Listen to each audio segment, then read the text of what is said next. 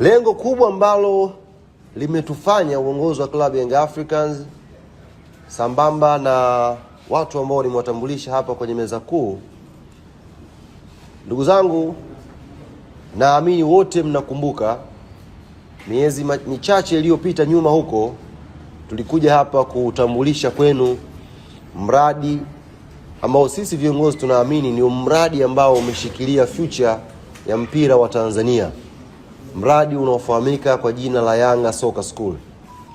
Tukawatangazia mradi ule, namna ambavyo watoto wanaweza kunufaika kwa kujiunga na Yanga Soccer School na kuwa karibu zaidi kuzifikia ndoto zao. Nichukue fursa. Hello. Mgonjwa yuko wapi? Fungus. Leta water resistance 2. Dozi yake ni 1 mara moja.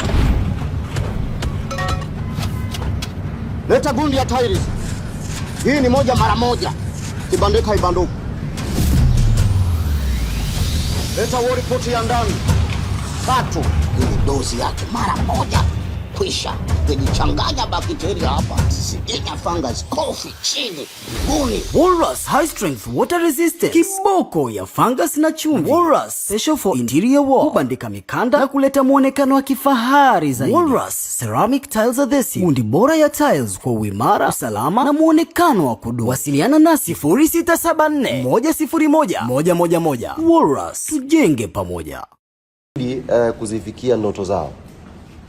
Nichukue fursa hii kwanza kuwapongeza wazazi na walezi wote ambao walitusikia kupitia vyombo vyenu vya habari na wakaleta watoto wao kwenye project hii ya Yanga Soccer School. Watoto wale katika miezi hii michache ambao wamekuja kukaa na wataalamu kwenye viwanja vya Muhimbili pale,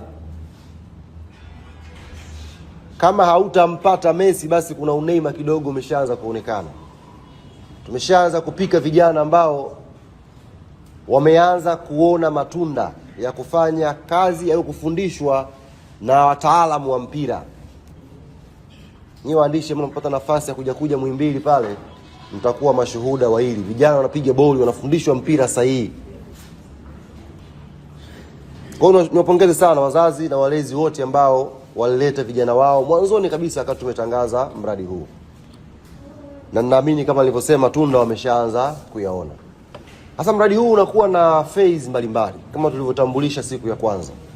Phase ya kwanza ni phase ambayo wazazi walileta watoto wao hapa, wakaweza kujisajili, wakalipa ada na wakaanza kupata mafunzo hayo ya mpira.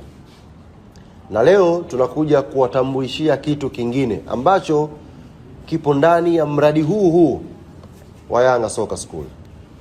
Na kitu hicho ni safari ya soka na GSM Foundation. Safari ya soka na GSM Foundation. Kwa nini safari ya soka? Kwa nini GSM Foundation? Kwanza, Yanga Soccer School inadili na safari ya mtoto kwenye karia yake ya mpira. Ndio kazi kubwa ya Yanga Soccer School, kuifanya safari ya kijana wa Kitanzania kuwa safari sahihi kwenye karia yake ya football. Alafu sasa wameongezeka GSM Foundation. Dada yetu Faith Bugu yuko hapa, ambao wao sasa kama wadau wakubwa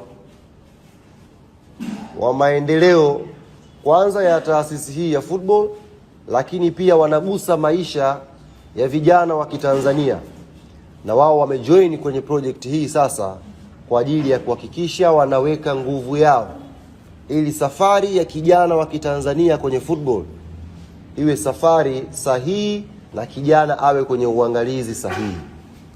Ndio maana GSM Foundation wamekuja na sasa wanataka kumchukua kijana wa Kitanzania wampitishe kwenye hii safari ya soka chini ya Yanga Soccer School.